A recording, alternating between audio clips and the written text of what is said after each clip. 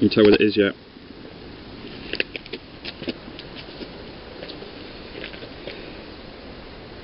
There we go. So, you know that old Rover I had, which is a fantastic car? I decided it would be a great idea to get one of these.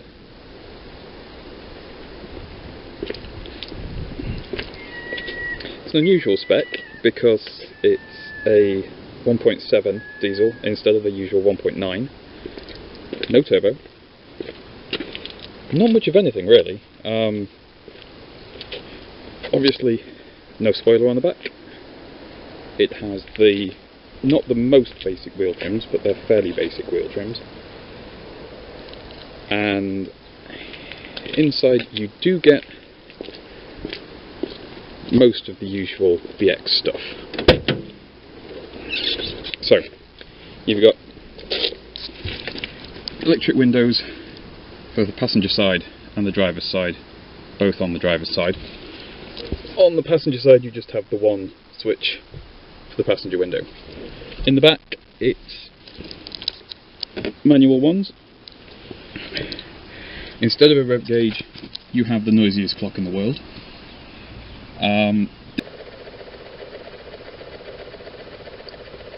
It's the loudest clock I have ever had in a car. This binnacle is, I think, off a turbo car because you've got turbo warning lights up here, which of course this car doesn't have. Equally, it could just be that it was how Citroen did things. Importantly, it does have the single spoke wheel, which I quite like, but you don't have your little panel telling you which things are on, which things are open. There's usually like a thing for telling you which doors are open on there. Radio hides in there. It would have been a Clarion originally, that's a replacement radio. I don't really have it on ever. And then these, you push them and they pop open, which is kind of neat. Gear change isn't on the gear knob where most people expect. It's on a little sticker down there. There's a very strange cubby here which just seems to eat things.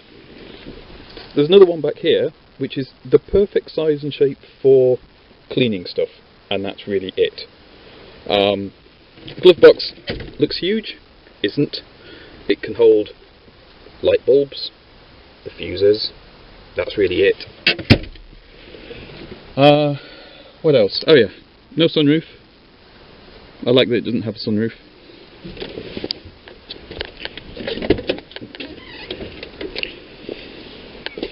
In the back, we've got tiny little ashtrays, because we're still in the 80s here. One of the really neat things on the BX is you get little sun blinds, which, if you're somewhere very sunny, is very welcome. There's quite a bit of headroom in the back, which is quite nice. The seat's quite comfortable. What else can I tell you? B-pillar courtesy lights, which do work. I just turned them off while I've been cleaning. Seat belts.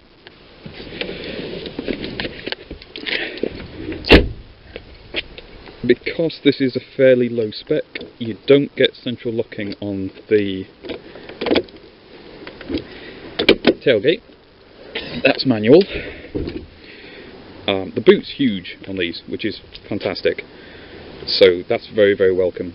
You have your spare wheel brace there, user manual, BX Haynes manual over there, tools, usual scaff I trundle around with. Boot courtesy light, which is actually more effective than it looks. What else? Oh yeah, because it's one of the earlier, it's not earliest, earlier phase 2? I'll have to do some research. You get, instead of painted bumpers, they are body colour plastic. Well, nearly body colour plastic. So that's as close as you get to white on a white car.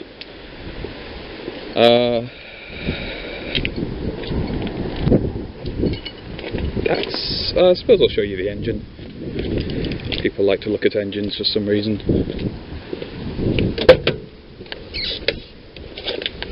So that is underneath there. This will be fun. Can't normally do this with one hand.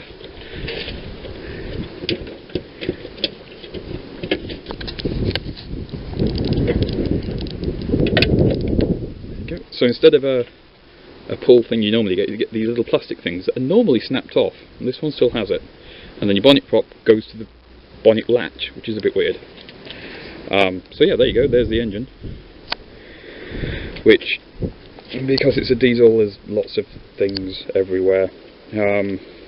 Big noisy air horn, which is important. Big messy LHM reservoir, because they always are. What else? Oh yeah, LHM lives in this little cubby here, because, well, it's a hydropneumatic Citroen, you're supposed to have LHM with you at all times. 2 washer bottles, one for the front, one for the back. I think that's the front one. And it all needs a clean under here. I've not got this far yet. At the moment, I'll have to leave that up. I've only done the top half, and there's still a lot to do, because it's a white car. But overall, it's not a bad bus at all. Just passed the MOT and went through with flying colours, clean sheet pass on it. So yeah, I'm very, very happy with it. And it will take some of the pressure off this one, which has been my daily driver since November last year.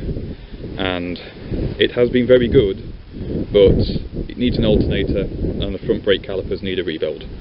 So it's going to have a little bit of a rest, and the BX will take over for a little while until that's done, and then they'll just both do what I need them to do. So there you go, that's the new car.